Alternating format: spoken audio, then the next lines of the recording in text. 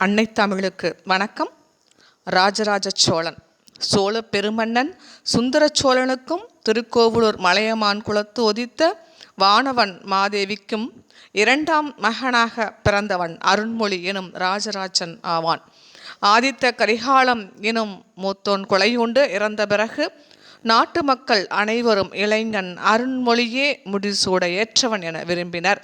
அப்போது தனது சிறிய தந்தை மதுராந்தக உத்தம சோழருக்கு தானே ஆள வேண்டும் என்ற விருப்பம் இருந்ததை அறிந்த அருண்மொழி அவர் விருப்பப்படியே அவரை அரியணையில் அமரச் செய்தான். அவர் இருந்தவரை ஆட்சியை மனதாலும் நினைக்காமல் இருந்தான். மதுராந்தக உத்தம சோழர் 15 ஆண்டுகள் ஆட்சி புரிந்தார். அப்போது அருண்மொழி இளவரசராக திகழ்ந்தான். கிபி 985 மதுராந்தக உத்தம சோழர் மறைந்த பிறகு சோழ பேரரசராக மணிமுடி சூடினான். முடிசூட்டு விழாவின் போது ராஜராஜன் என்ற சிறப்பு பெயரை சூடிக்கொண்டான். இளம் வயதிலேயே தாய் தந்தையரை இழந்த ராஜராஜன் தன் பெரிய பாட்டி செம்பியன் மாதேவியார், தமக்கை குந்தவை பிராட்டியார் ஆகியோர் அரவணைப்பில் பண்புடைய பெருமகனாக வளர்ந்தான். ராஜராஜனுக்கு பல மனைவியர் இருந்தனர். இவர்களில் தந்தி சக்தி விளங்கி எனும் லோகமாதேவியே பட்டத்தரசியாக விளங்கியவர். மாமன்னனுக்கும் வானவன் மாதேவியின் மூலம் பிறந்த ஒரே மகன் மதுராந்தகன் எனும் ராஜேந்திர சோழனாவான். இவனுக்கு 2 தங்கையர்கள் இருந்தனர். மூத்தவள் மாதேவ அடிகள், இளையவள் குந்தவை. ராஜராஜன் தன் பாட்டி செம்பியன் மாதேவியார் நினைவாக ஒரு பெண்ணுக்கு மாதேவ அடிகள் என்றும், சகோதரி குந்தவி பிராட்டியார் நினைவாக மற்றொரு பெண்ணுக்கு குந்தவை என்றும் பெயரிட்டதோடு சிறிய தந்தை மதுராந்தக உத்தம சோழர் நினைவாக மகனுக்கு மதுராந்தகன் என்றும் பெயரிட்டு மகிழ்ந்தான். மணிமுடி சூடிய ராஜராஜன் பல்லவர் ஆட்சியில் போர்களின் மிகுதியால் தமிழகத்தில் செல்வ வளங்கள் எல்லாம் சீரழிந்ததை உணர்ந்தான்.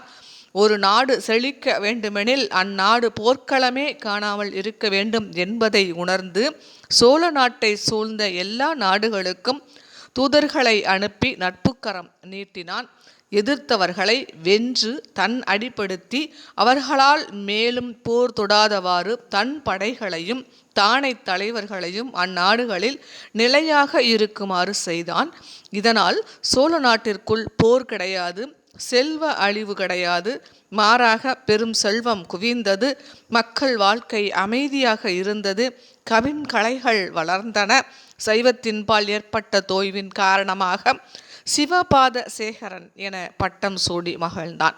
தன் தூதனை சிறையிலிட்ட சேரமன்னன் பாஸ்கர ரவிவர்மனை திருவனந்தபுரத்திற்கு அருகிலுள்ள காந்தலூர் என்னும் இடத்தில் வெற்றி கண்டதோடு அவனது கடற்படையை கைப்பற்றியதும் இவனது குறிப்பிடத்தக்க வெற்றியாகும்.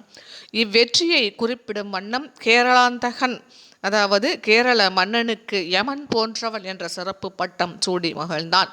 வேங்கி நாடு எனும் கிளை சாளுக்கியர்களின் நாடு, அதாவது ஆந்திர மாநிலம், ராஷ்டிரகூடர்களின் கங்கபாடி எனும் மைசூர் பகுதி, நுளம்பர்கள் ஆட்சி செய்த நுளம்பாடி எனும் பெங்களூர், பெல்லாரி பகுதிகள், குடகு நாடு, சேரநாட்டு கொல்லம், ஒரிசா மாநிலத்து கலிங்கம், இலங்கை தீவான ஈழமண்டலம், மேலை சாளுக்கியரின் இரட்டபாடி எனும் வட கர்நாடகம், மகாராஷ்டிரம் போன்ற மாநிலங்கள், அரபிக்கடலில் உள்ள லட்சத்தீவு, மாலத்தீவு போன்ற தீவுகள், பாண்டிய நாடு ஆகியவை அனைத்தும் இப்பெருமன்னனால் வெற்றி கொள்ள பெற்றன. காஞ்சி மாநகரில் ராஜசீம பல்லவனால் கட்டப்பெற்ற கைலாசநாதர் கோயிலின் பேரழகில் ராஜராஜன் பெரிதும் மயங்கி அக்கோயிலை கச்சிப்பேட்டு பெரிய தெளி என்று போற்றி மகிழ்ந்தான். இக்கோயில் அவனது உள்ளத்தில் ஒரு எழுச்சியை தூண்டியது. அதன் விளைவாக தஞ்சையில் ராஜராஜீச்சரம் எனும் பெரும் கோயில் எழுந்தது. இதே கோயிலில் உள்ள ராஜேந்திர சோழனின் கல்வெட்டு இவ்வாலயத்தை ராஜராஜே ஈஸ்வரமுடையார் கோயில் என்று குறிப்பிடுகின்றது. ராஜராஜேச்சரம் என்று பெயர் இலக்கணப்படி சரியாயினும் ராஜராஜீச்சரம் என்றுதான் கல்வெட்டுகளில் ராஜராஜன் குறிப்பிடுகின்றான். பாண்டிய குலாசனி வளநாட்டு தஞ்சாவூர் கூற்றத்து தஞ்சாவூர் எனும் ஊரில் இக்கற்கோயிலை எடுப்பித்தேன் என்று ராஜராஜன் கல்வெட்டுகளில் கூறுவதையும் இக்கோயிலில் காணலாம். தஞ்சை பெரிய கோயிலை உருவாக்கிய கட்டட கலைஞனின் பெயர் வீர சோழன் குஞ்சர மல்லனான ராஜராஜ பெருந்தச்சன் என்பதாகும். மதுராந்தகனான நித்த வினோத பெருந்தச்சன், லத்திசடையனான கண்டராதித்த பெருந்தச்சன் என்ற 2 தச்சர்களும் குஞ்சர மல்லனின் பெரும் பணிக்கு துணை நின்றவர்கள் ஆவர். ராஜராஜனின் பட்டத்தரசி லோகமாதேவியை தவிர சோழமாதேவி, திரைலோக்கியமாதேவி, பஞ்சவன்மாதேவி, அபிமானவல்லி, லாடமாதேவி, பிருத்திவிமாதேவி, மீனவன்மாதேவி, வீரநாராயணி, வில்லவன்மாதேவி, வானவன்மாதேவி என்ற 10 தேவியர்களும் அம்மன்னனுக்கு மனைவியராக திகழ்ந்தனர். நாட்டில் அமைதியை நிலைநிறுத்தவும் அண்டை நாடுகளின் நட்புறவை மேம்படுத்தவும் செய்து கொண்ட இத்திருமணங்கள் அரசியல் திருமணங்களே என்பது பல வரலாற்று அறிஞர்களின் கருத்தாகும். இவர்களும் தஞ்சை கோயிலுக்கு பெரும் தொண்டாற்றியுள்ளனர். கிபி 985 முடிசூடிய இம்மன்னவன் 1012 ராஜேந்திர சோழனுக்கு முடிசூட்டிவிட்டு 1014 மறைந்தான். இவன் எடுத்த தஞ்சை ராஜராஜேஸ்வரம் ஒரு வழிபாட்டு தலம் மட்டுமன்று, இது தமிழக வரலாறு, கலை, பண்பாடு ஆகியவை பொதிந்து திகழும் பெட்டகமும் ஆகும். நன்றி, வணக்கம்.